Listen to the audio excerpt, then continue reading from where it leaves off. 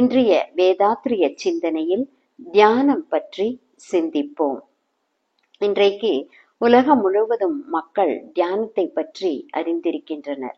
உலகில் தியானம் கற்றுக்கொண்டவர்கள் 5% மக்களே. கற்றுக்கொண்டவர்களில் எவ்வளவு பேர் தெளிவாக உணர்ந்து கொண்டு செய்கிறார்கள் என்றால் மிக குறைவே. திருவள்ளுவர் தியானத்தை பற்றி தம் குறள்களில் தவம் செய்வார் தம் கருமம் செய்வார், மற்றெல்லாம் அவம் செய்வார் ஆசை உட்பட்டு என்கிறார். தவம் செய்பவர்கள் தங்களின் பணியை சரியாக செய்வார்கள். மற்றவர்கள் எல்லாம் ஆசைப்பட்டு தேவையில்லாத செயல்களை செய்து துன்பத்தில் உழன்று கொண்டு இருப்பார்கள். வேண்டியாங்கு எய்தலால் செய்தவம் ஈண்டு முயலப்படும். வேண்டியதெல்லாம் நாம் வேண்டுமாறு தவம் நமக்கு கொடுக்கும். நாம் செய்கின்ற தவம் விரும்பிய பயன்களை விரும்பியவாறு கொடுக்கும். நாம் நினைத்ததெல்லாம் கிடைக்கும் என்கிறார் வள்ளுவர். மேலும் எண்ணியாங்கு எய்துப எண்ணியார் திண்ணியராகப் பெறின்.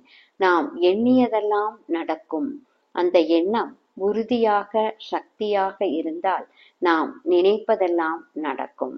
பாரதியார் செய்க தவம் நெஞ்சே, தவம் செய்தால் நன்னெஞ்சே எய்த விரும்பியதை எய்தலாம் என்கிறார். ஔவையாரோ அரிது மானிடராதல் அரிது, மானிடராயினும் கூன் குருடு செவிடு பேடு நீங்கி பிறத்தல் அரிது. பேடு நீங்கி பிறந்த காலையும் ஞானமும் கல்வியும் நயத்தல் அரிது.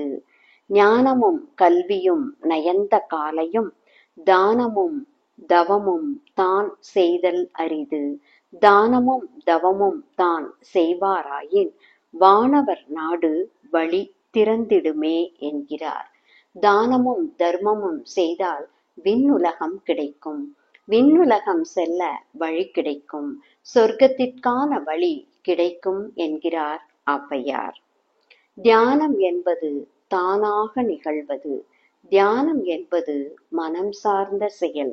மனம் என்பது ஒரு காந்த அலை. மனம் என்பது நாம் செய்யக்கூடிய செயல் அனைத்தையும் சித்திரமாக வடிவமைத்து கொடுப்பது. சித்திரகுப்தன் என்பதாகும். மனதின் மூலமான இறைநிலை இயம நியம தர்மங்களுக்கு ராஜா. தியானம் செய்தால் வாழ்க்கையின் நிதர்சன நிலைகள் தெளிவாக தெரியும். மனதின் வேகத்தை குறைத்து நம்முடைய கட்டுப்பாட்டுக்குள் கொண்டு வருவது தியானம். மனம் போல் வாழ்வு என்பார்கள். நம்முடைய வாழ்க்கையை சிறப்பாக வாழ தியானம் மட்டுமே வழி செய்யும்.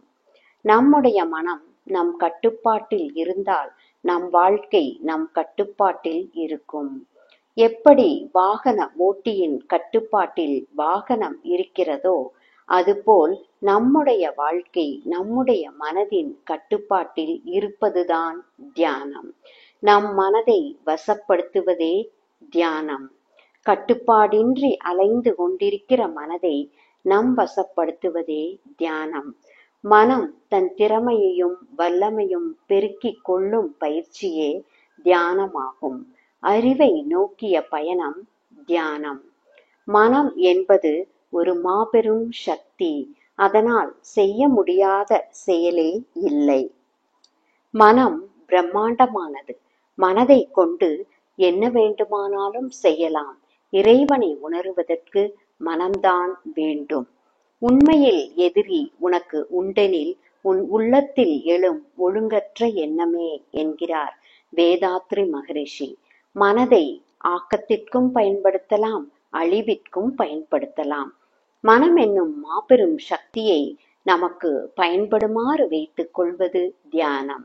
மனம் என்கிற அலை எல்லா இடத்திலும் பரவி இருக்கிறது. தியானம் நம் மனதை சக்திப்படுத்துகிறது. நம்முடைய மனதை ஒருநிலைப்படுத்துகிறது தியானம். மனம் ஒருநிலைப்படுவதால் சக்திப்படும், ஆற்றல் மிக்க மனமாக மாற்றப்படும். மகான்கள் சொல்வது நடக்கிறது.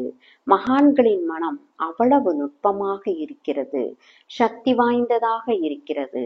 அவர்கள் நினைப்பது நடக்கும்.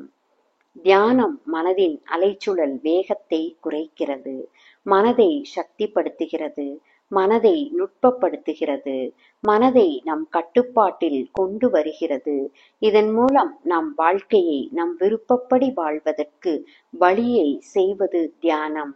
இதனையே வேதாத்ரி மகரிஷி தம் கவியில் 5 புலன்களையும் அடக்கி புருவத்திடையே அறிவினது மூலத்தை ஆழ்ந்து நோக்கி அமர சிந்தை அடங்கிடும், சீவனே சிவனாகும், சிறுக சிறுக பயின்றால் சித்திக்கும் உண்மை நெறி என்கிறார்.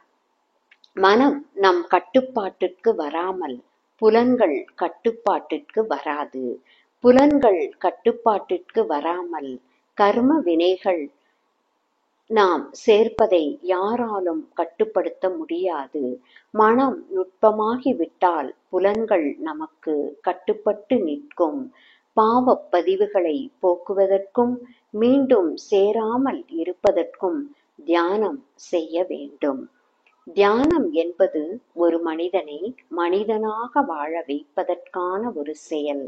தியானம் இல்லாத ஒரு வாழ்க்கை ஒரு விலங்கு வாழ்க்கை, ஒரு மிருக வாழ்க்கை. சாதாரணமாக மனம் ஓர் இடத்தில் நிலைப்பதில்லை. ஏனெனில் உணர்ச்சி வயப்படும். வேகமாகவும் செயல்பட்டே அது பழகிவிட்டிருக்கிறது. உதாரணமாக, மழை நீரானது புவியீர்ப்பு விசைக்கேற்றபடி தனது பாதையை அமைத்துக் கொண்டு ஓடும். மீண்டும் மழை வரும்போது அதே பாதையின் வழியாக தானே ஓடும்.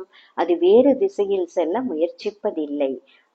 பழைய அதே பாதையிலே செல்வது அதனுடைய தன்மை. மனமும் அது போன்றுதான் செயல்படுகிறது.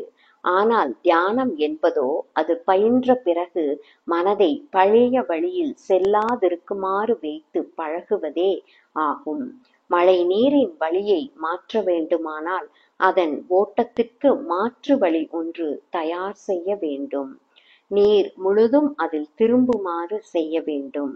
அதே போல தொடர்ந்து தியானம் செய்யும் போது மனம் நுண்ணிய நிலையை அடைந்து விடுவதால் புதிய பாதையில் திருப்பிவிட மனதினால் முடியும். அந்த பாதையிலேயே ஒருமைப்படுத்தவும் முடியும். எனவே கிடைப்பதற்கரிய இந்த மனித பிறவியிலேயே கிடைப்பதற்கரிய பயிற்சியை, கிடைப்பதற்கரிய குரு மகானை பெற்றிருக்கிற இந்த பிறவியிலேயே நம்மால் இயன்றவரை தியானம் செய்து நம் வினைகளை கழித்து வந்த நோக்கத்தை அடைய வேண்டும். வாழ்க வளமுடன்.